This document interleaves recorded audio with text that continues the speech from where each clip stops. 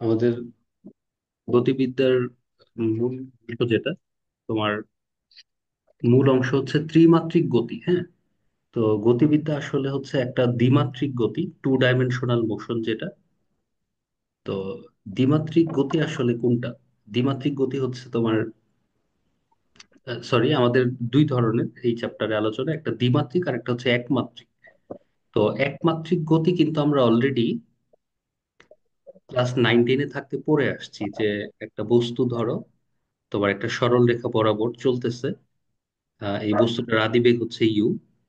তো ধরো একটা বস্তু চলতেছে এবং শেষ বেগ হচ্ছে ভি, এবং বস্তুটা কত দূরত্ব অতিক্রম করলো? বস্তুটা ধরো এস দূরত্ব অতিক্রম করলো, মানে বস্তুটার সরণ হলো এস, তাই না? তো এটা কিন্তু একটা একমাত্রিক গতি। যেমন দেখো, এটাকে তুমি যদি ধরো এরকম হতো, এটাকে এক্স অক্ষ বরাবর কল্পনা করো। এটা এক্স অক্ষ আর এটা হচ্ছে ওয়াই অক্ষ, তাহলে এই বস্তুটা কিন্তু একমাত্রিক চলতেছে, মানে এক্স অক্ষ বরাবরই চলতেছে।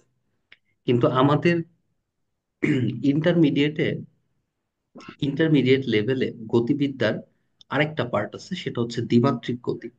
তো দ্বিমাত্রিক গতি বা টু ডাইমেনশনাল মোশন যেটা, সেটা হচ্ছে যে আমরা একটা বস্তুকে ধরো এইভাবে নিক্ষেপ করছি। হ্যাঁ, একটা বস্তুকে এইভাবে নিক্ষেপ করছি।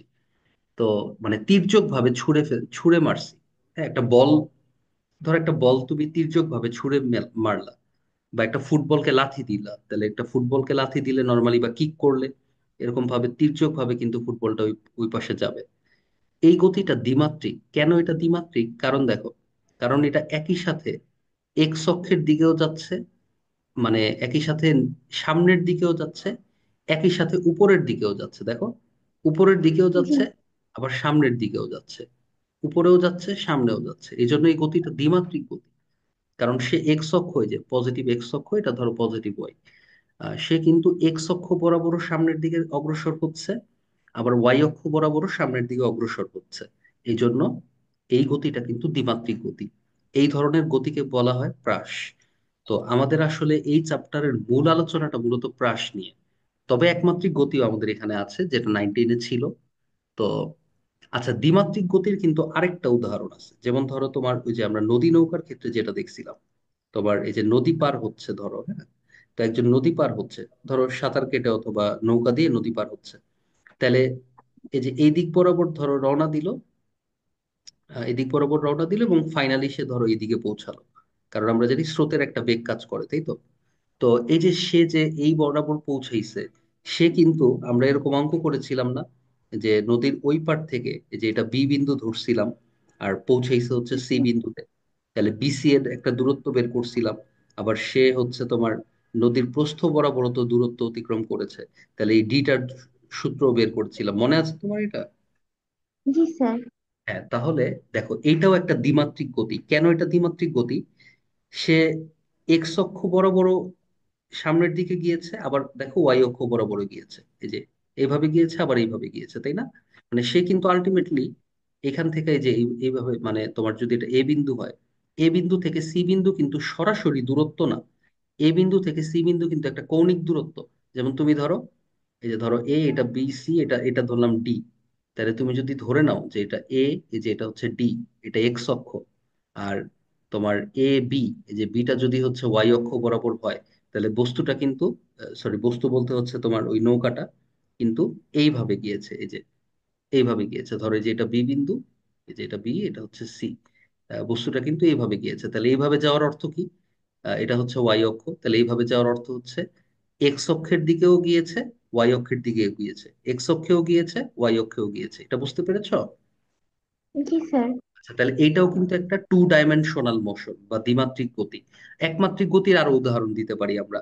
একটা বস্তুকে তুমি সোজাসুজি উপরে নিক্ষেপ করলা, একটা বস্তুকে সোজাসুজি উপরে নিক্ষেপ করলা, ধরো এখান থেকে নিক্ষেপ করেছো, বস্তুটা এই পজিশনে এসে পড়েছে।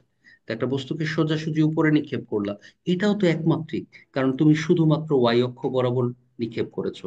আবার একটা বস্তু উপর থেকে নিচে পড়ে গেল, ধরো একটা বস্তু উপর থেকে নিচে পড়ে গেল, তাহলে এটাও কিন্তু একটা একমাত্রিক গতি। কারণ কি? এটাও শুধু ওয়াই অক্ষ বরাবরই নিচের দিকে পড়েছে। কিন্তু বস্তুটা যদি এরকম হতো, তুমি এই বস্তুটাকে তির্যক ভাবে ছুড়ে দিয়েছো, এইভাবে যাচ্ছে, এই গতিটা কিন্তু হচ্ছে দ্বিমাত্রিক। হ্যাঁ, এই গতিটা কেন দ্বিমাত্রিক? কারণ তুমি যদি এক্স আর ওয়াই অক্ষ কনসিডার করো, এক্স অক্ষ বরাবর বস্তুটা সামনের দিকে যাচ্ছে, আবার এই বস্তুটা একই সাথে কিন্তু এই যে উপরের দিকে উঠতেছে, তাই না? সামনের দিকেও যাচ্ছে, আবার উপরের দিকে উঠতেছে।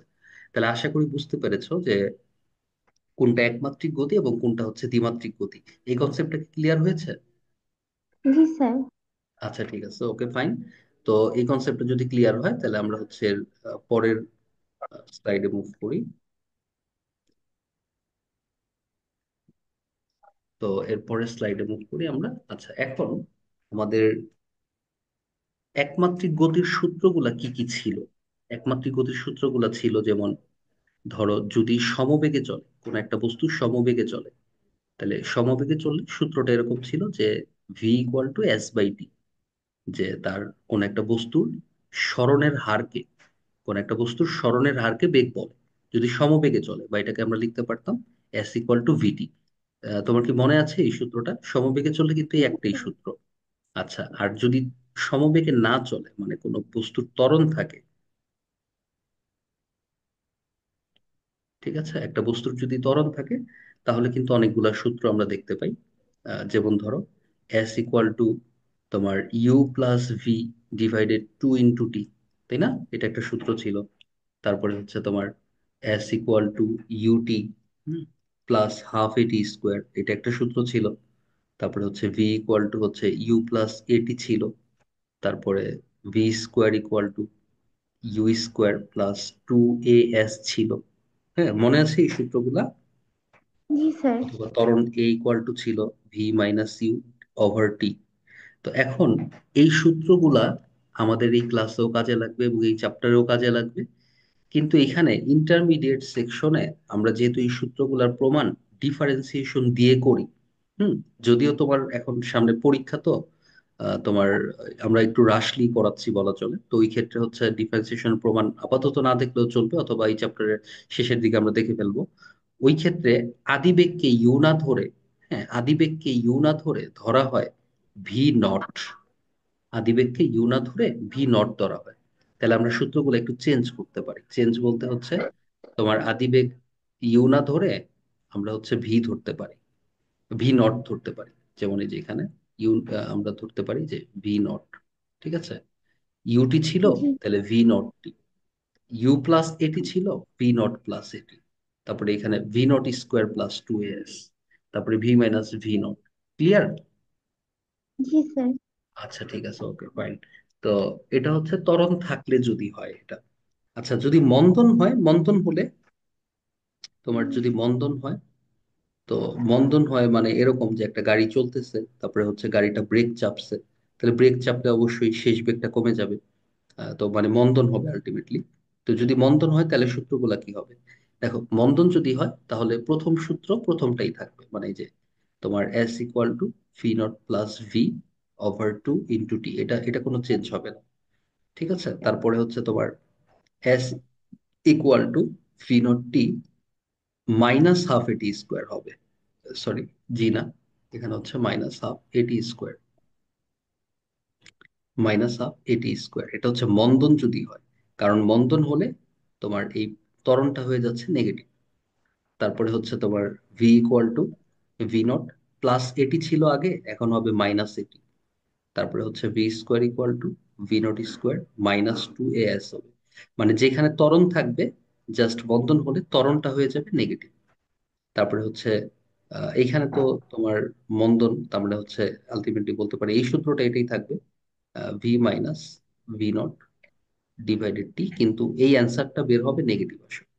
ওকে, এই হচ্ছে যদি মন্দন হয়। এখন যদি এরকম হয় যে একটা বস্তু তোমার উপর থেকে নিক্ষেপ করা হয়েছে, হ্যাঁ, একটা বস্তুকে ধরো তোমার নিক্ষিপ্ত বস্তু বা পড়ন্ত বস্তু, আগে দেখি পড়ন্ত বস্তু কি হবে।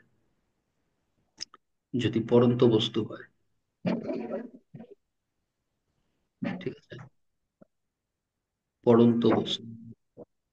তো পড়ন্ত বস্তুর ক্ষেত্রে তোমার, আচ্ছা, একটা বস্তু যদি পড়তে থাকে উপর থেকে, তাহলে তার কি ত্বরণ থাকবে না থাকবে না? থাকবে না। কেন থাকবে না? একটা বস্তু যদি উপর থেকে পড়তে থাকে তাহলে বস্তুটা তো অভিকর্ষ ত্বরণেই পড়ে, তাই না? একটা জি। বস্তু যদি মুক্তভাবে উপর থেকে পড়ে তাহলে ওই বস্তুটা অভিকর্ষ ত্বরণে পড়তেছে না? জি। আচ্ছা, তাহলে কেন বললাম ত্বরণ থাকবে না? অবশ্যই ত্বরণ থাকবে, এবং সেই ত্বরণটা হচ্ছে সুষম ত্বরণ, এবং ওইটার নাম হচ্ছে অভিকর্ষ ত্বরণ। তো একটা বস্তু যদি উপর থেকে নিচে পড়তে থাকে তাহলে সে অভিকর্ষ ত্বরণে পড়তে থাকে, এবং ওই ক্ষেত্রে সমবেগের সূত্রটা কিন্তু কাজ হবে না। পরন্ত বস্তুর ক্ষেত্রে কিন্তু v equal to S by d সূত্রটা খাটবে না, ঠিক আছে? কারণ তার ত্বরণ জি। আছে। আচ্ছা, তো কি কি সূত্র খাটবে? এই যে এখানে যেমন লিখেছিলাম S equal to V naught plus V divided two into T, মানে আলটিমেটলি এই সব সূত্রগুলোই খাটবে। হ্যাঁ, এই সব সূত্রগুলোই খাটবে, শুধুমাত্র চেঞ্জ হবে কোথায় কোথায়। এর জায়গায় হবে জি, তারপরে হচ্ছে তোমার এস এর জায়গায় হবে উচ্চতা মানে এইচ। তাহলে আলটিমেটলি সূত্রগুলা কি হবে? আলটিমেটলি সূত্রগুলা হবে তোমার এইচ ইকুয়াল টু, এখানে লিখি, H equal to V naught plus V divided two into T. তারপরে হচ্ছে তোমার হবে H equal to V naught T plus half GT square. তারপরে হচ্ছে হবে V equal to V naught plus GT. তারপরে হবে V square equal to V naught square plus two G H. ঠিক আছে, এই কয়টা হবে সূত্র। ক্লিয়ার এটা? জি। আচ্ছা, তো এখন তোমার যদি তোমার নিক্ষিপ্ত বস্তু হয় তাহলে কি হবে? নিক্ষিপ্ত বস্তুর ক্ষেত্রে,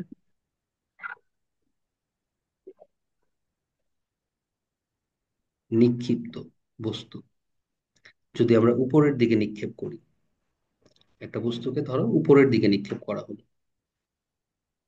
জাস্ট ত্বরণটা হচ্ছে নেগেটিভ হবে, তাই না? ত্বরণটা হচ্ছে নেগেটিভ হবে। আচ্ছা, আসলে ত্বরণটা কেন নেগেটিভ? কারণ ত্বরণটা কাজ করতেছে নিচের দিকে, আর তোমার বস্তুটার সরণ ঘটতেছে উপরের দিকে। তাহলে বস্তুর সরণ যেহেতু উপরের দিকে, তাহলে এইচটাকে আমরা ধরেছি পজিটিভ।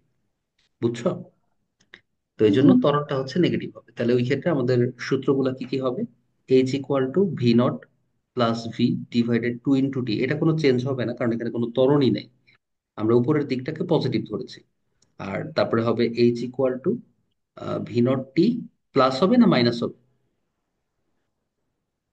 মাইনাস। মাইনাস, কারণ হচ্ছে এখানে অভিকর্ষ ত্বরণটা নিচের দিকে নেগেটিভ ধরেছি, আর আমরা এইচটা উপরের দিকে পজিটিভ ধরেছি। তাহলে মাইনাস হাফ জিটি স্কোয়ার।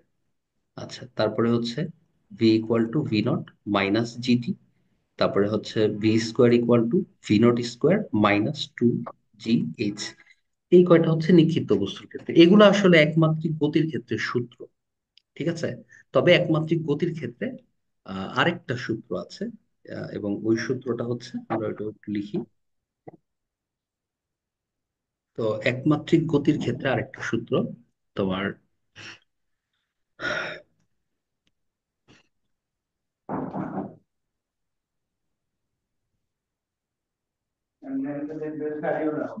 আচ্ছা আচ্ছা, ধর, আচ্ছা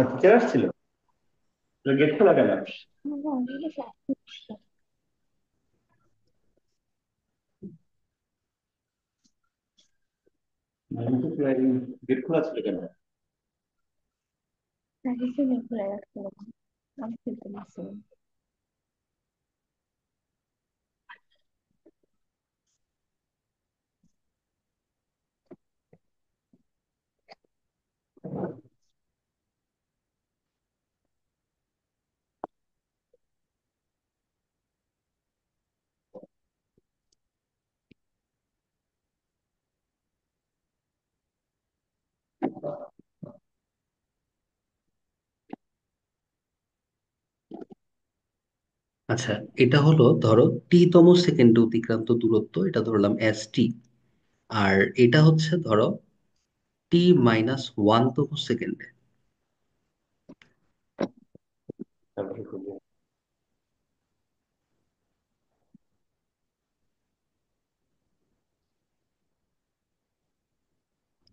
আচ্ছা, টি মাইনাস ওয়ানতম সেকেন্ডে অতিক্রান্ত দূরত্ব, ধরো একটা বস্তু চলতেছে এবং এই এ বিন্দু থেকে ধরো বি বিন্দু পর্যন্ত তার অতিক্রান্ত দূরত্ব হচ্ছে টি তম সেকেন্ডে, আর তার 1 সেকেন্ড আগ পর্যন্ত অতিক্রান্ত দূরত্ব হচ্ছে ধরো এ থেকে সি পর্যন্ত। এখন তোমাকে যদি প্রশ্নে বলা হয় যে টি তম সেকেন্ডে, মানে আহ, এটা হচ্ছে তোমার, সরি টি তম না, মানে প্রথমটা ছিল হচ্ছে টি সেকেন্ডে অতিক্রান্ত দূরত্ব। এখন তোমাকে যদি বলা হয় যে টি তম সেকেন্ডে অতিক্রান্ত দূরত্ব কত, মানে যে এতটুক দূরত্ব, এটা হচ্ছে S T H. S T H মানে হচ্ছে টি তম সেকেন্ডে অতিক্রান্ত দূরত্ব। এটা বের করতে বলা হলো তোমাকে, হ্যাঁ। তখন এটা আমরা কিভাবে বের করতে পারি যে টি তম সেকেন্ডে, ঘটনাটা আমি আরেকটু বলি। যেমন ধরো একটা গাড়ি এ থেকে বি পর্যন্ত দূরত্ব অতিক্রম করে 6 সেকেন্ডে। তো এ থেকে সি পর্যন্ত অতিক্রান্ত দূরত্ব হচ্ছে তোমার 5 সেকেন্ডে। তো আমি তোমাকে বললাম যে ষষ্ঠ সেকেন্ডে অতিক্রান্ত দূরত্ব কত। ষষ্ঠ সেকেন্ডে, ষষ্ঠ সেকেন্ডে অতিক্রান্ত দূরত্ব কত, মানে এস সিক্স। এই ঘটনাটা কি বুঝতে পারছো? জি। আচ্ছা, তাহলে তোমাকে যদি বলা হয় যে টি তম সেকেন্ডে অতিক্রান্ত দূরত্ব কত, তাহলে এটা কিভাবে বের করতে পারি? তাহলে তুমি কি এটা করতে না যে প্রথম 6 সেকেন্ডে কতটুকু গেছে, প্রথম 5 সেকেন্ডে কতটুকু দূরত্ব অতিক্রম করছে, এটা বিয়োগ করতে না? জি। হ্যাঁ, এখানে কিন্তু ওই কাজটাই আমরা করবো যে টি টি সেকেন্ডে, যে প্রথম টি সেকেন্ডে যে দূরত্বটা অতিক্রম করেছে, মানে এস টি, তাহলে আমরা বলতে পারি যে এস টি থেকে যদি আমরা বিয়োগ করি প্রথম টি মাইনাস ওয়ানতম সেকেন্ডের দূরত্ব, মানে S of T minus one, তাহলে কিন্তু আমি পেয়ে যাচ্ছি আমাদের এই যে এই দূরত্বটা, তাই না? মানে টি তম সেকেন্ডের দূরত্বটা, মানে এস টি এইচ। আচ্ছা, এখন প্রথম টি সেকেন্ডে, হ্যাঁ, এই যে প্রথম টি সেকেন্ডে, তাহলে প্রথম টি সেকেন্ডে অতিক্রান্ত দূরত্ব কত? তাহলে এস এর সূত্র যদি আমরা বসাই, এস ইকুয়াল টু আমরা জানি হচ্ছে ইউটি, হ্যাঁ, প্লাস হচ্ছে কত, হাফ এটি স্কোয়ার, তাই না? ইউটি প্লাস হাফ এটি স্কোয়ার, ওকে ফাইন। তারপর হচ্ছে তোমার মাইনাস টি মাইনাস ওয়ানতম সেকেন্ডে অতিক্রান্ত দূরত্ব কত হবে? টি মাইনাস ওয়ানতম সেকেন্ডে অতিক্রান্ত দূরত্ব হবে u into t minus one. তারপরে হচ্ছে প্লাস হাফ এ টি মাইনাস ওয়ান হোল স্কোয়ার। ঠিক আছে? দেখো এটা বুঝছো কিনা। জি স্যার। এই সামিয়া, তুমি না বুঝলে কিন্তু আমাকে আবার কোশ্চেন করো, ঠিক আছে? আচ্ছা, জি। তো এখন এখান থেকে লিখতে পারি ইউটি প্লাস হাফ এটি স্কোয়ার, তারপরে হচ্ছে মাইনাস, এখানে লিখতে পারি UT minus U plus half এ টি মাইনাস ওয়ান হোল স্কোয়ার, মানে হচ্ছে A square minus two A B plus B square. Okay fine, এখানে সেকেন্ড ব্র্যাকেট হবে। তাহলে এখানে হচ্ছে ইউটি প্লাস হাফ এটি স্কোয়ার মাইনাস, এখানে হচ্ছে UT minus U plus half A, গুণ করে দিচ্ছি, হাফ এটি স্কোয়ার মাইনাস এটি প্লাস হচ্ছে হাফ এ। দেখো গুণফলটা তো বুঝেছো আশা করি। জি। ওকে, তাহলে এখানে আমরা বলতে পারি তোমার ইউটি প্লাস হাফ এটি স্কোয়ার, মাইনাস করে দাও ইউটি মাইনাসে মাইনাসে প্লাস ইউ মাইনাস হাফ এটি স্কোয়ার, তারপর হচ্ছে প্লাস এটি মাইনাস হাফ এ। ঠিক আছে? তাহলে এখান থেকে কিন্তু কিছু কাটাকাটি যায় হয়তো, তোমার এটা যায়, এটা যায়, তারপরে আর কোনোটা যায়। উম, প্লাস ইউকে আর মাইনাস ইউকে ও, এটা কাটা যাবে না? হ্যাঁ এটাও যাবে, হ্যাঁ এটাও যাবে। তাহলে এখানে আমাদের কত থাকছে? থাকছে ইউ, তারপরে হচ্ছে তোমার প্লাস তোমার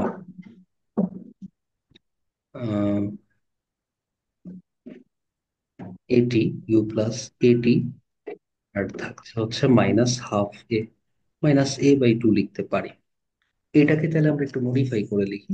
তোমার এটাকে আমরা লিখি যে তোমার যদি লসাগু করতাম আসলে তাহলে কি হতো, তাহলে এখানে হতো ইউটি প্লাস তোমার 280 মাইনাস হতো এ। তাহলে আমরা যদি হচ্ছে ধরো হাফ নিই, হাফ আকারে রাখি তাহলে হবে তোমার, হাফ আকারে রাখি তাহলে হবে ইউটি আর প্লাস ধরো এ কমন নিলাম, তাহলে হচ্ছে 2t-1। ঠিক আছে, এটা হচ্ছে টি তম সেকেন্ডে অতিক্রান্ত দূরত্ব।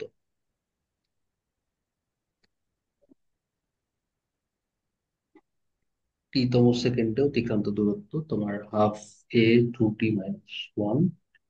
আর এখানে হচ্ছে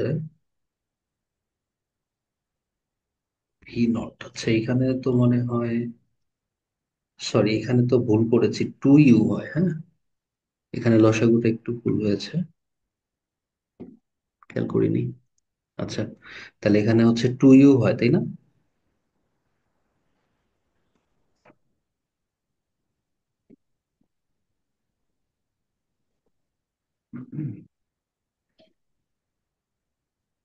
এখানে হচ্ছে 2u হয়, তাহলে এটার পরের লাইনে আমরা লিখতে পারি ফাইনালি অতএব টি তম সেকেন্ডে অতিক্রান্ত দূরত্ব সমান হাফ ইন্টু টু গেলে হচ্ছে ইউ প্লাস হচ্ছে তোমার হাফ এ ইন্টু 2t-1। হ্যাঁ সামিহা বুঝতে পেরেছ? জি স্যার। হ্যাঁ এটা হচ্ছে টি তম সেকেন্ডে অতিক্রান্ত দূরত্ব। ঠিক আছে, টি তম সেকেন্ডে অতিক্রান্ত দূরত্ব এটা। Okay. তো এটা হচ্ছে আমাদের একমাত্রিক গতির সূত্রগুলা। তো এরপরে হচ্ছে আমরা আসলে দ্বিমাত্রিক গতিতে মুভ করি, আর যেটা আমাদের আসলে মেইন আলোচনা ছিল, দ্বিমাত্রিক গতি বা প্রাস। ঠিক আছে, তো এখানে দ্বিমাত্রিক গতি,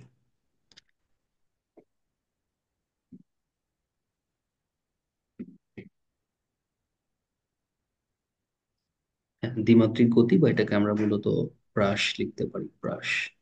বা এটা আসলে ইংরেজিতে বলা হয় প্রজেক্টাইল মোশন। ঠিক আছে,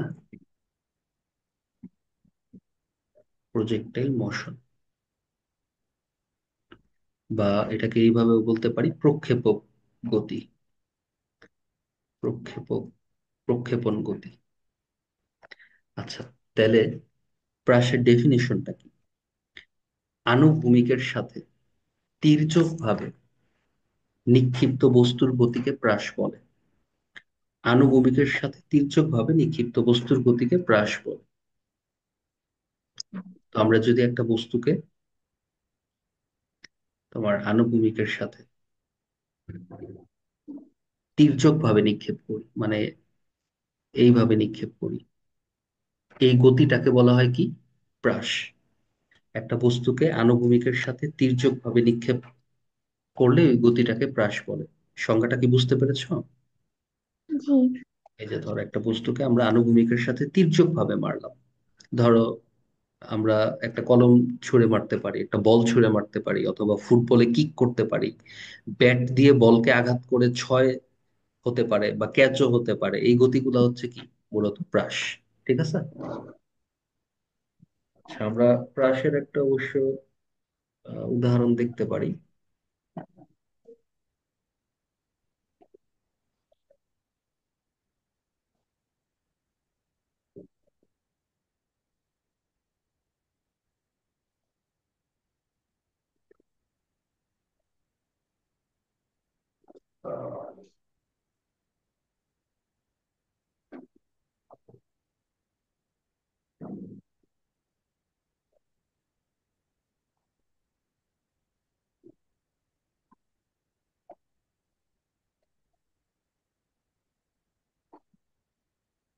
স্ক্রিন কি দেখা যাচ্ছে?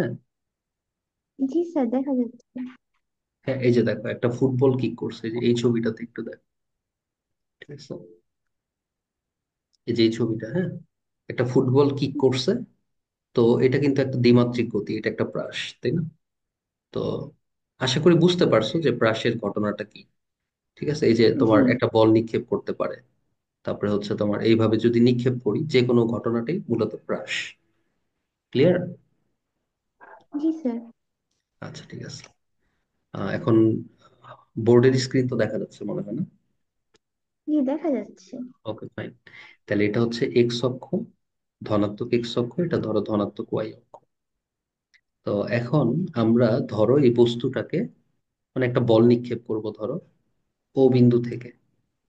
তো ও বিন্দু থেকে যদি আমি তির্যক ভাবে নিক্ষেপ করি, একটা একটা জিনিস খেয়াল করো, একটা বস্তু যদি বৃত্তাকার পথে ঘুরে, একটা বস্তু যদি বৃত্তাকার পথে ঘুরে, তাহলে কোনো একটা বিন্দুতে, হ্যাঁ, কোনো একটা বিন্দুতে, কোনো একটা মুহূর্তে বেগের দিকটা কোন দিকে হয়? বেগের দিকটা হয় ধরো এই বস্তুটা এইভাবে ঘুরছে, এইভাবে ঘুরছে। তাহলে কোনো একটা নির্দিষ্ট মুহূর্তে ওই বস্তুর বেগের দিকটা হবে ওই বিন্দুতে অঙ্কিত স্পর্শক বরাবর। ঠিক আছে? ওই বিন্দুতে অঙ্কিত স্পর্শক বরাবর বস্তুটা যখন এই বিন্দুতে আছে, তখন বেগের দিকটা হবে এই বিন্দুতে অঙ্কিত স্পর্শক বরাবর। আবার বস্তুটা যখন এই বিন্দুতে আছে, এই বিন্দুতে আমরা একটা যদি স্পর্শক আঁকাই, তাহলে এটা হচ্ছে অঙ্কিত বেগের দিক নির্দেশ করে। আহ তাহলে এইখানে যদি আমরা তোমার একটা বস্তুকে তির্যক ভাবে নিক্ষেপ করি, তাহলে তার একেবারে শুরুতে, হ্যাঁ, একেবারে শুরুতে, সময় যখন শুরু হয়েছে তখন সে যে বেগে নিক্ষেপ করেছে, আমরা ধরলাম সে ভিনট আদি বেগে নিক্ষেপ করলো। সে হচ্ছে ভিনট আদি বেগে নিক্ষেপ করলো। তাহলে ভিনট আদি বেগ, তাহলে ভিনট আদি বেগে যদি নিক্ষেপ করে থাকে, তাহলে ওই মুহূর্তে বেগের দিকটা কি হবে? ওই বিন্দুতে, ওই বিন্দুতে অঙ্কিত স্পর্শক বরাবর। এই যে এটা কিন্তু আদিবেগ ভি নট, তাই না? জি। এটা এটা এটা আশা করি বুঝতে পেরেছো। না বুঝলেও জি জিজ্ঞেস স্যার। করতে পারো। আচ্ছা, আর আমরা ধরলাম যে এক্স অক্ষের সাথে কত কোণে নিক্ষেপ করেছে? আমরা ধরলাম এক্স অক্ষের সাথে থিটা নট কোণে নিক্ষেপ করেছে। হ্যাঁ, এই প্রাসের টার্মটা একটু ভালো মতো খেয়াল করো। এক্স অক্ষের সাথে ধরলাম থিটা নট কোণে নিক্ষেপ করেছে। তাহলে একে তো ভি নট আদিবেগ নিয়ে নিক্ষেপ করেছে, তাহলে এই ভি নট আদিবেগটাকে দেখো, এই যে এই ভি নটটাকে, হ্যাঁ, এই ভি নটটাকে আমরা যদি দুইটা ভাগে ভাগ করি, হুম, এই যে ভি নটটাকে দুইটা ভাগে ভাগ করব, এটা তো থিটা নট। তাহলে এক্স অক্ষ বরাবর যদি ভাগ করি আর ওয়াই অক্ষ বরাবর যদি ভাগ করি, মানে দুইটা উপাংশে যদি ভাগ করি, তাহলে এক্স অক্ষ বরাবর উপাংশটা আমরা ধরলাম ভি এক্স নট, আর আদিবেগের ওয়াই অক্ষ বরাবর উপাংশটা আমরা ধরলাম ভি ওয়াই নট। তাহলে ভি এক্স নট সমান কত হবে? ভি এক্স নট সমান কত হবে? V not cos theta naught না? জি। আর ভি ওয়াই নট সমান কি হবে? V not sine theta naught, তাই তো? জি। দেখো, আমরা আমরা যে আদিবেগে নিক্ষেপ করলাম, আমরা ভি নট আদিবেগে নিক্ষেপ করেছি। এখন এই এই আদিবেগটাকে দুইটা লম্ব উপাংশে ভাগ করলাম ভেক্টরের সূত্র অনুযায়ী। তাহলে ভেক্টরের সূত্র অনুযায়ী যদি দুইটা লম্ব উপাংশে ভাগ করি, তাহলে এক্স অক্ষ বরাবর উপাংশ কত হয়? V not cos theta not. আর ওয়াই অক্ষ বরাবর উপাংশ কত হয়? V not sine theta not. ঠিক আছে? তাহলে এখানে জি। আমরা বলতে পারি যে হ্যাঁ, আমাদের এক্স অক্ষ বরাবর উপাংশ V not cos theta naught, okay fine. আর এই যে এক্স অক্ষ বরাবর উপাংশ হচ্ছে V not cos theta not, আর ওয়াই অক্ষ বরাবর উপাংশ হচ্ছে V not sine theta not.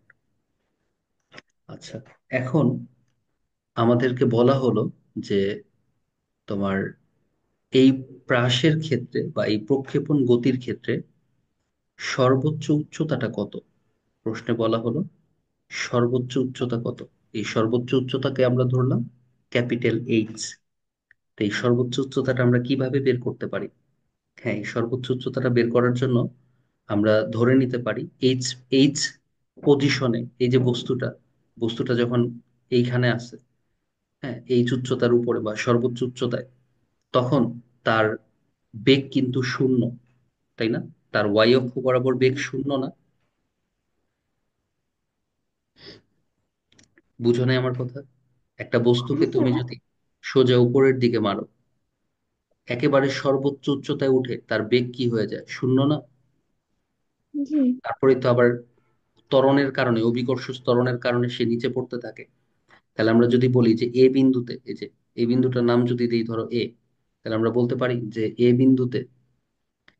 বিন্দুতে তোমার বেগটা কি হবে? বেগটা হবে জিরো। কিন্তু কার বেগ?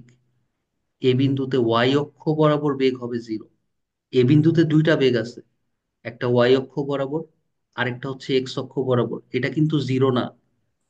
দেখো, এখানে তোমার একটা প্যাচ লাগবে। একমাত্রিক গতিতে আমরা একটাই বেগ দেখছি, কিন্তু দ্বিমাত্রিক গতিতে সমস্যা এটাই, প্রত্যেকটা বিন্দুতে তুমি দুইটা বেগ পাবা। কারণ দেখো, এই বস্তুটা একই সাথে এক্স অক্ষের দিকেও সামনের দিকে আগাইছে, হ্যাঁ, আবার এই বস্তুটা কিন্তু উপরে উঠছে, মানে তার এক্স অক্ষেও বেগ আছে, ওয়াই অক্ষ বরাবরও বেগ আছে। এই জিনিসটা বুঝতে পারছো? জি স্যার।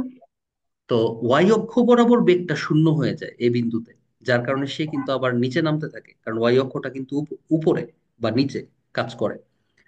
এক্স অক্ষ বরাবর বেগটা কত, এটা আমরা একটু বের করি। দেখো, একটা জিনিস মনে রাখো, এক্স অক্ষ বরাবর বেগ যদি ভিএক্স হয়, এক্স অক্ষ বরাবর বেগ সব সময় ভিএক্স নটই হবে, মানে v not cos theta not. এটা কেন? এক্স অক্ষ বরাবর কোনো ত্বরণ কাজ করে না। একটা বস্তুকে তুমি যদি তির্যক ভাবে নিক্ষেপ করো বা সোজা উপরের দিকে নিক্ষেপ করো, ওইখানে কিন্তু অভিকর্ষ ত্বরণ কাজ করবে। কিন্তু এক্স অক্ষে কি কোনো ত্বরণ আছে? দেখো তো, এক্স অক্ষ তো ভূমি, ভূমির অক্ষে তো ত্বরণ নাই, কারণ মার্স তো উপরের দিকে। তাহলে ত্বরণটা কাজ করতেছে উপরে নিচে, কিন্তু ভূমি বরাবর তো কাজ করতেছে না, তাই না? তাহলে আমরা বলতে পারি, এই যে এক্স অক্ষ বরাবর আদি বেগ কত ছিল? ভিএক্স নট ছিল, তাই না? এই ভিএক্স নটটাই কি V naught cos theta not. এটাই সব সময় বলবৎ থাকবে, একদম লাস্ট পর্যন্ত এটাই থাকবে। এক্স অক্ষ বরাবর বেগ চেঞ্জ হয় না, আমি লিখে দিচ্ছি। এক্স অক্ষ বরাবর বরাবর বেগ চেঞ্জ হয় না। এক্স অক্ষ বরাবর বেগ চেঞ্জ হয় না। এক্স অক্ষ বরাবর বেগ একটাই, V naught cos theta not. মনে থাকবে এটা? জি স্যার। ওকে, কেন চেঞ্জ হয় না এটা বুঝতে পেরেছো? জি। কারণ এক্স অক্ষে কোনো ত্বরণ নাই। এটা কেন চেঞ্জ হয় না? কারণ ত্বরণ নাই, ত্বরণ থাকে না এক্স অক্ষে, কোনো ত্বরণ থাকে না। সব ত্বরণ থাকে ওয়াই অক্ষে, কারণ বস্তুটা উপরে উঠতেছে বা নিচে নামতেছে, ত্বরণ হচ্ছে ওয়াই অক্ষে। তাহলে এ বিন্দুতে তার এক্স অক্ষ বরাবর বেগ হলো V naught cos theta not, এটা সব সময় যে কোনো বিন্দুতে। আচ্ছা, আর ওয়াই অক্ষ বরাবর বেগ শূন্য। তাহলে আমরা যদি ওয়াই অক্ষে একটা সূত্রে ফেলি এ বিন্দুতে, যেমন এই যে এ বিন্দুতে, তাহলে আমরা এইভাবে বলতে পারি, তোমার ভি স্কোয়ার, হ্যাঁ, এই যে v square equal to V naught square. হ্যাঁ, এই যে আমরা এই সূত্রটা জানি, v square equal to you square plus two A s. বা এটাকে এইভাবেও তো লিখতে পারতাম, v square equal to V naught square plus two A s লিখতে পারতাম। জি।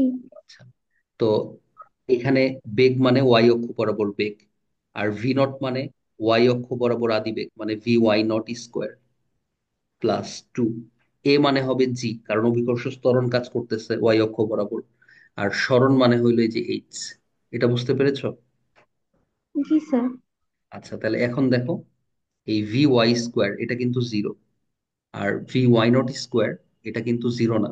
ভি ওয়াই নট মানে কিন্তু এই যে এটা মান আছে, এই যে এটা V naught sine theta not, এটাকে স্কোয়ার করলে V naught square sine square theta not plus হচ্ছে টু জি এইচ। তাহলে এখান থেকে লিখতে পারি, অতএব এইচ ইকুয়াল টু, কালারটা চেঞ্জ করে দিচ্ছি তোমার, অতএব এইচ ইকুয়াল টু আমরা লিখতে পারি তোমার, এখানে এখানে অবশ্য প্লাস হবে না, এখানে মাইনাস হবে। এখানে মাইনাস হচ্ছে, হ্যাঁ আচ্ছা, এখানে মাইনাস হচ্ছে।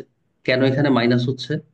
কারণ অভিকর্ষ ত্বরণ তো নিচের দিকে কাজ করে, আর বস্তুটা তো উপরের দিকে, তাহলে নিক্ষিপ্ত বস্তু না, তুমি তো নিক্ষেপ করেছো।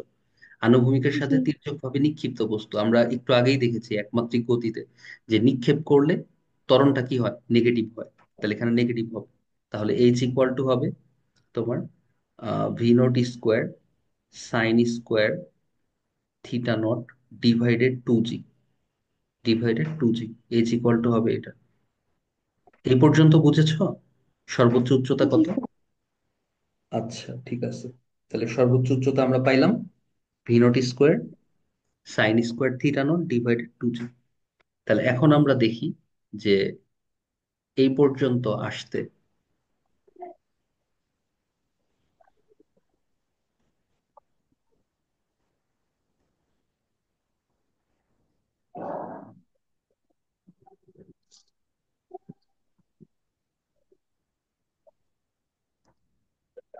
আচ্ছা এখন আমরা ধরো বের করব যে তোমার এই এ বিন্দু পর্যন্ত আসতে কতটুকু সময় লাগছে, ধরো টাইম বের করব, হ্যাঁ, সর্বোচ্চ উচ্চতায় ওঠার সময়। তো সর্বোচ্চ উচ্চতায় ওঠার সময় যে আমরা লিখে দিচ্ছি যে সর্বোচ্চ উচ্চতায় ওঠার সময়। তাহলে সর্বোচ্চ উচ্চতায় ওঠার সময় আমরা ধরো নিলাম হচ্ছে টি, টাইম, টাইম বের করব। তাহলে সর্বোচ্চ উচ্চতায় ওঠার সময় টাইম যদি বের করতে চাই, তাহলে আমরা যদি ধরো এই সূত্রটা পেলে আমরা জানি v equal to u, sorry, v equal to u, আচ্ছা ইউ মানে v not, v equal to V not minus at, a বলতে হচ্ছে জিটি, এই সূত্রটা তো জানি। তো আমরা জানি যে ত্বরণ কাজ করতেছে ওয়াই অক্ষ বরাবর, তাহলে ভি বলতে আসলে v y equal to V not বলতে হচ্ছে v Y not minus g t. আচ্ছা তাহলে v y zero, v y zero, কারণ সর্বোচ্চ উচ্চতায় ভি ওয়াই জিরো যে আমরা পেয়েছি অলরেডি। আচ্ছা জিরো সমান ভি ওয়াই নট সমান হচ্ছে V not sine theta not minus হচ্ছে জিটি। তাহলে এখান থেকে লিখতে পারি অতএব টি ইকুয়াল টু লিখতে পারি, তাহলে টি ইকুয়াল টু লিখতে পারি V not sine theta not divided G. দেখো তো এই সূত্রটা বুঝেছো কিনা। জি স্যার। আচ্ছা তাহলে সর্বোচ্চ উচ্চতায় ওঠার সময় পেলাম, আর সর্বোচ্চ উচ্চতা কত এটা আমরা পেলাম। আচ্ছা আরো কিছু বের করতে হবে এখানে, কিন্তু আমাদের মিটিং টাইমটা আসলে আর 1.5 মিনিটের মতো আছে। তো এই মিটিংটা শেষ হলে 10 মিনিটের একটা ব্রেক হয়, তারপরে হচ্ছে আবার মিটিংটা স্টার্ট করতে হয়। তাহলে আজকে কি এই পর্যন্ত থাকবে নাকি আহ 10 মিনিট ব্রেক দেওয়ার পরে আবার ক্লাস করবে কোনটা? স্যার এই পর্যন্তই থাকুক। তাহলে আচ্ছা আজকে তুমি এই পর্যন্ত একটু দেখো, ঠিক আছে? জি। আচ্ছা আর আমি ওইটার অ্যান্সারটা দিয়ে দিচ্ছি তোমার গত দিনের যেটা জি। অ্যাসাইনমেন্ট দিয়েছিলাম। আচ্ছা ঠিক আছে, আজকে এই পর্যন্তই থাকুক। আর কালকে তো আসতেছি ইনশাল্লাহ, ঠিক আছে? আচ্ছা ওকে, ঠিক আছে, আল্লাহ হাফেজ।